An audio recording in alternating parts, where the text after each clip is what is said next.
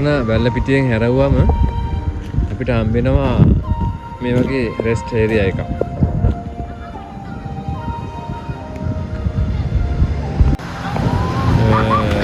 මෙතනට කියන්නේ කොබෝවක rest area එක.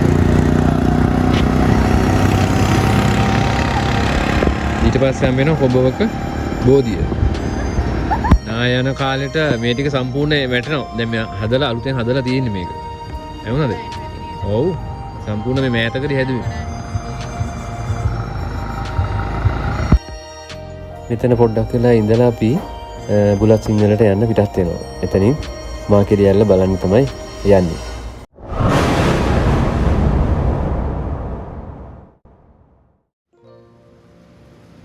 මේ මාකෙරියල්ලේ වීඩියෝ එකක් අපි කලින් කරා.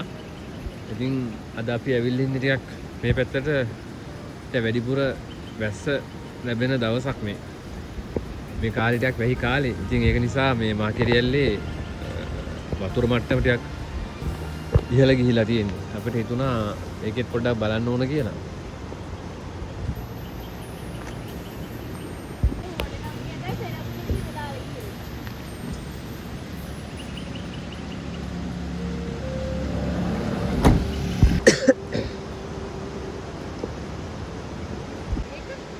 බලන්න වහේ ලොකු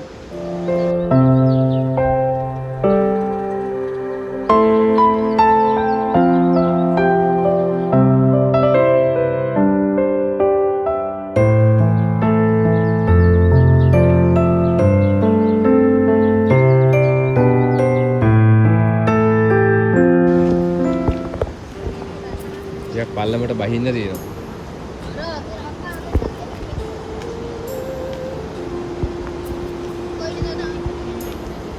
නොමි.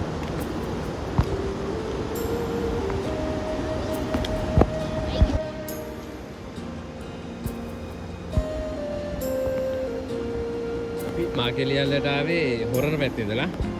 හොරණින් ඇවිල්ලා ආවා බුලත් සිංහලට. බුලත් සිංහලෙන් පාහියංගට ඇවිල්ලා එතනින් අපි ආවා මෝල්කාවට. මෝල්කාවෙන් තමයි කෙලින් පාරේ මේ මාකෙලියල්ලට එන්න තියෙන්නේ. පඩි 150 200ක් විතර නගින්න තියෙනවා පල්ලමට යන්න. මෙයා තමයි මේ දියැල බලාගන්නේ දැන් මේ දවස්වල නේද? ඔයානේ බලාගන්නේ.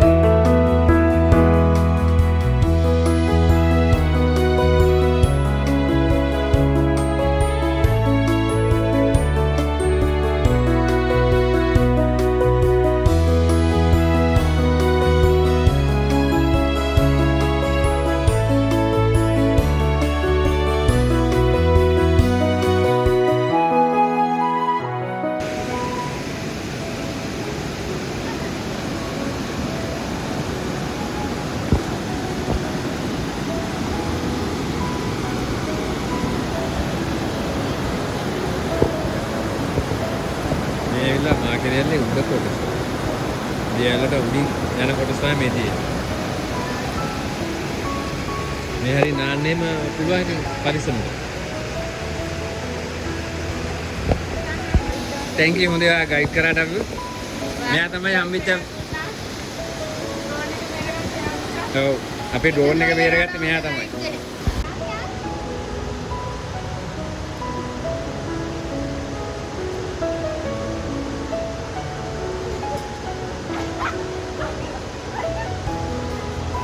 සමහර පඩි තියෙනවා. අඩි දෙකක් ඇති උසයි පඩිත් තියෙනවා. ඒවා ඉතින් නගින්න ටික අමාරුයි. කොන්ඩෝල් නෑ.